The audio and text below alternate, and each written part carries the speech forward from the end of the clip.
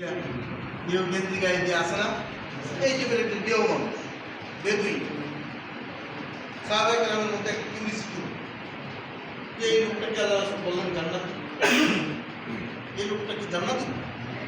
কি এমন আমল আছে? আমার কথাটা একটু মনে দিচ্ছে, আমি শেষ করে দিচ্ছি, আমি আপনাদের বিরক্তি আর ঘটাবো। সাহাবায়ে কেরাম বলুন সবার মধ্যে কিউরিসিটি এমন কি আমল যে আমলের কারণে আল্লাহ নবী বললেন যে লোকটা জান্নাতি। একজন সাহাবী খুব বড় আমলদার, তিনি ওই লোকটার পিছনে লাগলেন, যেহেতু আমল করি আমাদেরকে বলবো না, এই লোকটাকে বললো উনি কয়েকদিন ওনাকে খুব এই নজরদারি দেন কি আমল না তেমন কোনো আমল তো বললো যে ভাই আমি আপনার বাড়িতে বেরাবো, আসেন সাদা সিধা মানুষ হলে যাবো না, ওনার বাড়ি থেকে 3 দিন বেড়াই, এই 3 দিন বেড়াইয়া ওনার বাড়িতে থেকে খুব গভীরভাবে খেয়াল করলেন রাতের বেলায় এই আল্লাহ সাহাবী জেগে জেগে আল্লাহর ইবাদত করছেন আর মাঝে মাঝে খেয়াল করে উনি জায়গায় ইবাদত করে উনি এক্সট্রা কোনো আমল আছে না, তেমন কোনো আমল। এবার 7 দিনের দিন ওনাকে ডক্টরে ধরে বললেন ভাই এবার বলতে হবে আল্লাহ নবী সাল্লাল্লাহু আলাইহি সাল্লাম আপনাকে কেন অন্য কাউকে কেন নয় জান্নাতি করেছেন?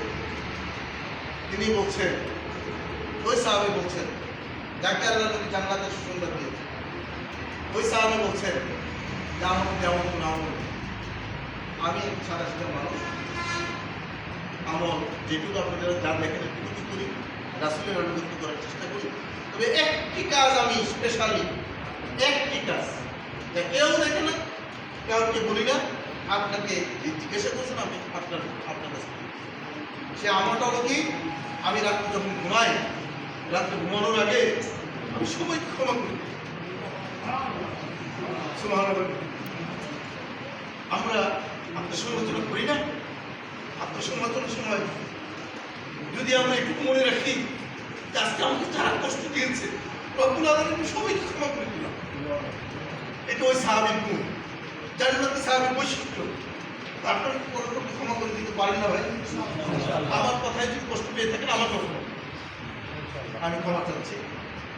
আল্লাহ রাব্বুল আলামিন আপনাদের আজকে যে ওয়াদা আপনারা করেছেন, আপনাদের দানগুলোকে আল্লাহ রাব্বুল আলামিন বহু গুণে বাড়ি জান্নাতে এগুলোকে পাল্লা ভারী ব্যবস্থা করে দিন। আপনারা আজকে যে আলোচনা শুনলেন এভাবে কর্মীদের কাছে যেতে হবে, প্রয়োজনে কর্মীদেরকে নিয়ে এইভাবে বৈঠক করবেন, শেখ শহীদ ভাই কালেকশন